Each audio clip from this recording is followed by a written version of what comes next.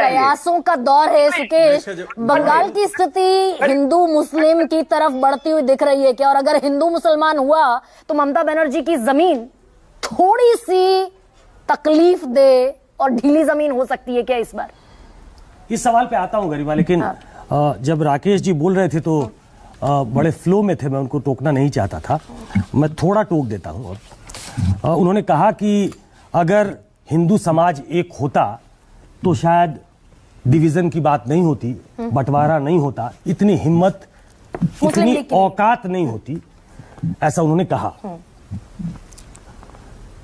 15 अगस्त 1943 को सावरकर ने कहा है, I have no quarrel with mister Jinnah's two nation theory. We Hindus are a nation by ourselves and it is a historical fact that Hindu and Muslims are two nations. ये 43 में सावरकर ने कहा। उसके पहले हिंदू महासभा की राष्ट्रीय कार्यकारिणी थी, राष्ट्रीय अधिवेशन था, उसमें अहमदाबाद में उन्होंने कहा कि भारत में दो विरोधी राष्ट्र एक साथ बसते हैं, कई बचकाने राजनेता यह मानने की गंभीर भूल करते हैं। बहुत आगे भी कहा था। 1937 शायद मुस्लिम लीग का टू नेशन थ्योरी का जो कॉन्सेप्ट था वो 37 के बाद आया है। 37 के बाद 40 के 43 में, 40 के दशक में 43 में जो कहा वो मैंने सुनाया। 37 में सावरकर ये कहते हैं कि हिंदू मुस्लिम दो अलग अलग देश होने चाहिए। तो ये एक फैक्ट चेक करना।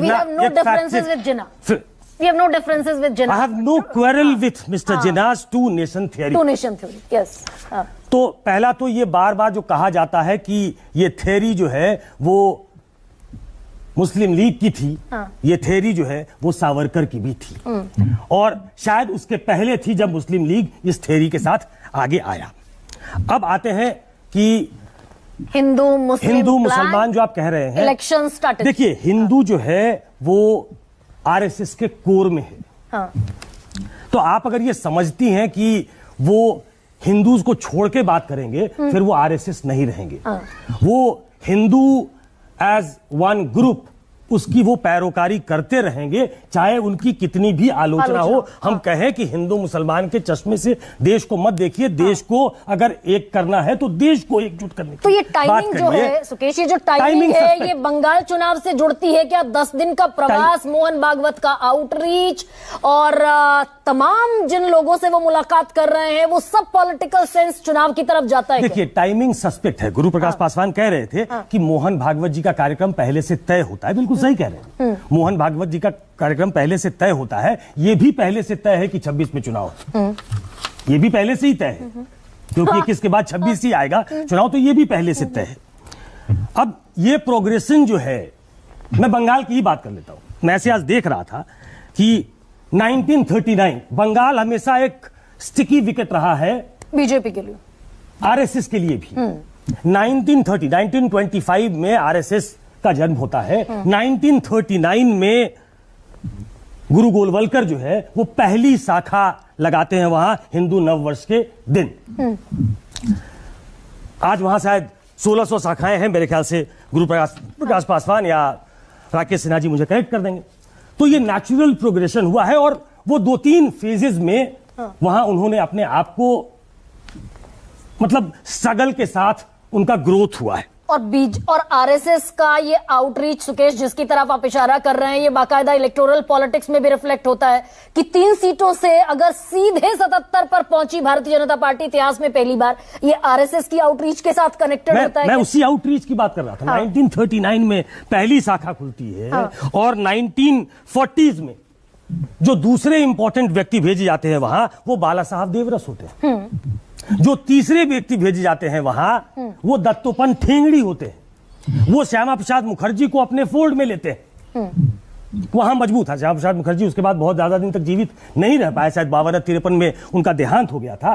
तो वहां पे धीरे धीरे कैसे ग्रोथ हो, कैसे अपनी जमीन को फर्टाइल बनाया जाए, इसके लिए लंबे समय से प्रयासरत रहा है आरएसएस। मैं इसको थोड़ा सा प्रिसाइज अगर नोट पर लाने की कोशिश करूं, ये क्या 26 में इसका और मेजर रिफ्लेक्शन दिखता हमें नजर आएगा क्या? और ममता बनर्जी क्या इस प्लैंक पर, भाई 67% अगर हिंदू हैं और ये हिंदू मुस्लिम प्लैंक काम कर गया, 30% मुसलमान है, बिल्कुल सीधा गणित है। नहीं, ये अगर ऐसे सीधा गणित राजनीति में लगाया नहीं जाता। ये अगर बहुत बड़ा अगर है, जो वो टर्फ है बंगाल का, वो नॉर्मली हिंदू मुस्लिम पे प्ले नहीं करता।